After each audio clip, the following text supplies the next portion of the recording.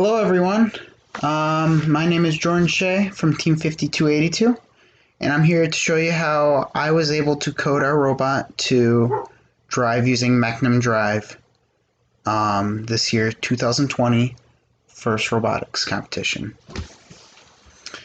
So this is the code that we've been using this year. We're using Java on VS Code, Visual Studios. We got our normal files. We got our robot.java, our OI, our main. This one is one I added in Limelight. That's going to be used for when we start coding with Limelight stuff. Then we have the gains, which is another one I add, and then constants. For this video, the one that we're mainly going to be using out of the main structures is OI, which is what we use for coding our buttons and that kind of stuff, coding our joysticks or our Xbox controller.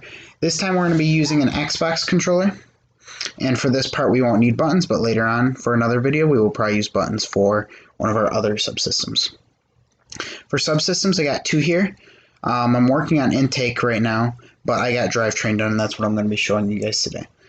So the DriveTrain is where we keep all of our main files when it comes to driving the robot. This year we went with Mechnum Drive. Previous years we've done other drives, but this year we went with Mechnum.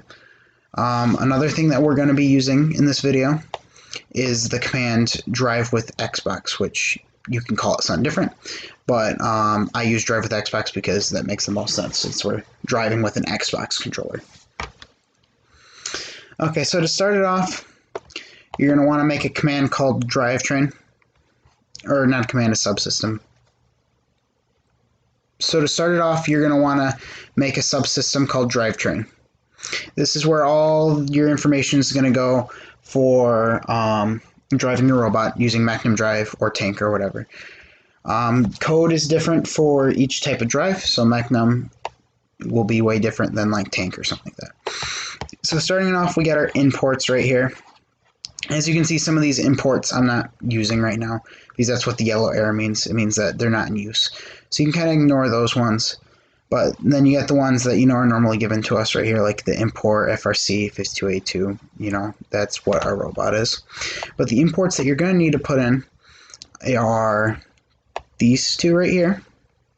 And make sure you have the vendor library also for these, which you can find by just simply typing in ctre vendor libraries on your Google search, and then just finding the link, and then you're going to hit Control Shift P, type in your vendor libraries, and then once you got that link, you can install a new library online. But I already have it installed, so I can go to Manage Current Libraries and see there it is right there, ctre Phoenix. But once you got that, you should be able to easily just import these two lines of code, which will make life way easier instead of coding it yourself. So then you can have those pieces right there to then code your using talons and code your Mechnum Drive. So then we're going to go down to public class DriveTrain extend subsystem. And this is where we are going to start to classify our talons. So you're going to write private talon SRX because that's what we're using for our speed controllers. And then you can name it whatever you want. I named mine drive and then something like LF or LB or RF or RB. So what those stand for, I made it kind of simple so then it's easy to understand if you're looking at it. So it's like drive left front. So the left front wheel, which that's what, or the left front wheel, which that's what this talon is hooked up to, or this one, which is the left bottom. So you just need to have one for every single talon that you have, which chances are you're probably gonna have like 4 for your for each motor, and then they're all gonna be set up like that. The difference between private and public, you can put either or technically, but I put private because these are only going to be used for this one subsystem. It's not going to be used in any other subsystem. But if I were to constantly be reusing these in other subsystems, I would put it as public. But since I'm only using it for this one, I put them as private instead of public. So then next, you're going to scroll down here. Here are some variables that we will be using later on for the KD timeout and the deadbands. which the deadbands put a limit on how far the motors can go, or like how far they'll need to go. Then we got our public drivetrain right here. Now this is where we're going to start classifying this is where we're going to start giving our talons their CAN ID, and we're going to tell them a whole bunch of different lines that do a whole bunch of different things. So we scroll down here and we have our first talon right here. So we have drive left front is equal to new talon SRX1. So basically what that's telling this is it's telling this, hey, you're gonna be applied to the talon SRX that's number 1. So basically you're telling it, hey, the one that has a CAN ID of 1, that's the one we're talking about. And then below it we have some other things right here, and all these lines of code are being used right here. The set invert, this is basically going to be used for if your robot were to need to be inverted, the wheels, you can type true in there, and then the wheels will turn the opposite direction, so you don't have to worry about it. Then we're going to scroll down more. As you can see, here's the next one. They're a little bit out of order, but that's just because the fact that my CAN IDs were a little bit different. So instead of just like moving these around and then labeling them, I just changed the CAN ID number to what it needed to be. A good way to solve CAN ID problems is if you have the software called Phoenix Tuner right here, and you connect to the robot, then you can see your talons, and then you can change the CAN ID if you need to whatever one it needs to be. You can also blank your talon XRSs so you can see which one is which on the robot, so that makes it really easy to do it. And you can also control the motor here and make motors move, so then you can see if they're working or not, if they're hooked up correctly. So back to the code, basically same stuff here. Once again, another talon SRX. This one is CAN ID number 2. And then you got the right back talon XRS, which is CAN ID 3. And then you finally get to this part right here. So then you got this block right here, which is public void init default command. This right here is telling DriveTrain this is the default command that's going to be used. So that's this part that I was talking to you about earlier. This one command, the drive with Xbox. This is what's being called. It's the default command. So it's going to be the command that's called the most. Or not the most, but the command that will be called. So we'll go to that in a second because there's one other thing I need to show you before. This is the periodic right here. So if you were to have to put data on your dashboard or something like that, you would put it right here. So as you say, I've got a couple example lines and notes right here about how you would do that. So if we were wanting to put like the get angle, if we had one, then we could put that right on the dashboard so then we can see ourselves, or the drivers can see what exactly is going on. So we're going to go down a little bit further. And right here we got our public void drive with Xbox. This right here, all this code right here is needed for the command over here. So this stuff right here directly links to the command, which I'll show you how it's directly linked to in a second. But what it says within this is it's telling the Xbox controller to get its y-axis right here on the left stick. That's what the K left stands for. The hand stands for the stick on the joystick. It tells it to get that value and multiply it by 1, so that would just keep the value the same. And then same with these two lines, besides for this one's get X on the left stick. And then this one is get the X value, the X-axis value from the right stick and times it by 1. And all that does is just tell it to get the value from the stick, so then you can use that information to apply it to the motors. Then down through here, you got some math right here that basically is telling it how to take the values it gets and to then make it the way that you would want it, so then it can be used correctly for applying it to the motors.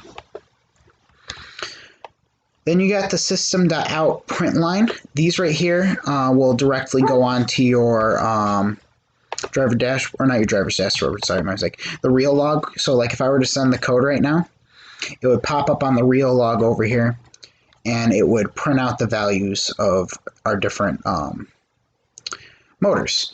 So for our left, right, or left front talon, we would get the value for that. For the right front talon, we'd get the value for that. For the left rear, we would get the value for, and the right rear, we would get the value for. We'd get all the values for that, and that would all be printed right on our real log. Same with this right here, system.out print line. So basically, if the code is running correctly, it's going to print this line right on the real log. So that's helpful to know if you're placing stuff in the correct spot, then it will display data and that kind of stuff. Then right here we got the smart dashboard component. This right here, it basically does the same thing that this does up here. Besides for instead on the real log over here, it would go straight to the smart dashboard. As you can see, I got some values from last time I opened it up when I was running the robot. But yeah, there's some values right there that it gave us last time. And once again, you got the left front, the right front, the left rear, and the right rear. And those are all the values that they last left off on before I shut it down. Okay, back to the code now. We got one little chunk left before we can then go to the command and see what we did there. So the last little bit that's stated in this section is how to apply the thing to the motors. These 4 lines right here take that value from up above, from the different axes, and apply it to the motors. So drive left front dot set, then control mode dot percent output, which the percent output is like your joystick output, so your X or your Y, and then apply it to the left front. Demand type dot arbitrary forward, which then tells it to apply it to the motor. And that's the same for all these besides for, the different Talon XRXs. That is the last little bit of that piece right there. So this right here is all needed to drive the actual robot, and that's all put once again into the public void drive with Xbox. From there, we had to create a command that was called drive with Xbox, which is very basic looking on the outside. See, there's not too many imports. These are the imports that come right with the command, and then everything else is basically just right from the command. So you don't have to do too much when it comes to the command component. All you really have to do is go to your public drive with Xbox, and you have to go within it, and then you're going to type this very simple line, requires, and you're going to put parentheses, robot.drivetrain. So what that tells it to do is it tells the command that drivetrain is required to run this command. So without drivetrain, this command will not run correctly, or run at all, per se. So it needs the drivetrain to run. So that line is very important. Without it, it won't work. And that's why we have the 1 bit typed into drivetrain right here, this right here. So it needs it, so then it can pull this information right there. From there, we also are going to call from drivetrain in the execute, which this is telling the command to do this when it's called. That's robot.drivetrain, so that's calling the location of the thing. So the location is in robot.drivetrain right here in the subsystem. And then the thing that it's calling is the drive with Xbox, which if you remember correctly, the drive with Xbox was this bit right here. So it's calling all this information within this bracket right here, all about the Xbox controller. Which then is going to go to the is finished because the command is no longer being run. And then it will go to the end. And that's really it for the command coding part section. There's one last thing that you're going to have to do, and that was how earlier I was talking to you about the OI. In the OI, it's very basic. You're just going to have to classify your Xbox controller, which is pretty simple. So first of all, you're going to start off with importing your Xbox controller. Very basic line, which was graciously provided, so then we don't have to type it all ourselves. From there, you're going to go to your public class OI, right here, and you're going to type in public Xbox controller Xbox. Or you can change your name right here to something else, like if I were wanting to call it Xbox controller Xbox One controller, Xbox 360, or whatever you're wanting to call it, you can call it that there. The reason I put it as public is because we're going to be using this controller for other places besides for just OI. So it's going to be used in the drivetrain, it's going to be used in the drive with Xbox subgroup, it's going to be probably used also for the intake subsystem that we're working on right now with me and the team. So I put it as public because we're going to be using it in multiple different areas. Then I just labeled some buttons just because I could. You will not need to be putting buttons in, but there's some examples of buttons if you're curious. Then we scroll down a little bit. Once again, we have to identify it. So Xbox, which we got from right up here. Xbox is equal to new Xbox controller and port 2, which I'm going to change that to 0 because that's what I would actually prefer it to be. So that basically states what port your Xbox controller is, and you can easily check or change the port of your Xbox controller through here. So if I had my Xbox controller plugged in right now, I would be able to run the robot, and as you can see, this import is where it tells it where it's lying. So I'm going to change this back to 0 because that's where I would prefer it for it to be at. So yeah, so if I had the Xbox controller, I could plug it in and it would glow green, and then I could see all the different things about the Xbox controller. Okay, so next, these are the button. This is the button part if we were to run buttons. So here's this if you would like to see this. But basically what this is stating, just for an extra little tidbit, even though we're not going to be needing this, is button x1 dot when press runs this command. So this right here is the command it runs. So it would be running new MT. That's how you would run a command if you were wanting to link it to a button. So then the last thing you'll need for this little bit in the OI is the public Xbox controller get Xbox run Xbox or return Xbox. What this does is just tells it to, hey, when you're done, return all the stuff from the Xbox controller to here. Within robot.java, you are going to need to put this line of code right here, which says public static drivetrain. This is basically telling robot.java to make sure that it needs to know this right here. So it needs to know that drivetrain is a subsystem, so then it can run. And then within the init, you're going to initialize it, so drivetrain is equal to new drivetrain. So basically, just so that it knows, same with OI if you don't have that done, make sure both of them are classified in here, or else it's not going to run at all. And then you can also put smart dashboard data down if you want for the drivetrain. That's helpful for if you want to see if it's all linked together and put correctly. And you're going to scroll down to teleapp in and teleapp periodic. This is the last little bit that you're going to need to run your robot code, and then it should run good. You should have a nice working Mechnum Drive. You need to make sure that you have this put in right here. So the teleapp periodic is basically what your robot does in teleapp.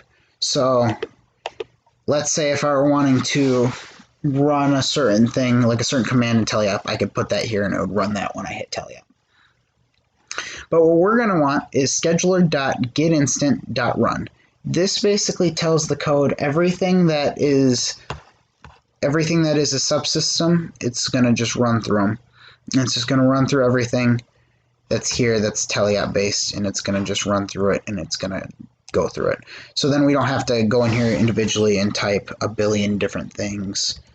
And then instead it's just scheduler.getInstant.run, and it'll run it all. So that makes that a little bit easier when it comes to teleapp coding. Well, that's how we did our coding for our Mechnum-based drivetrain this year. I hope this video was helpful, and I hope that I was able to help your team out, or even just any future members out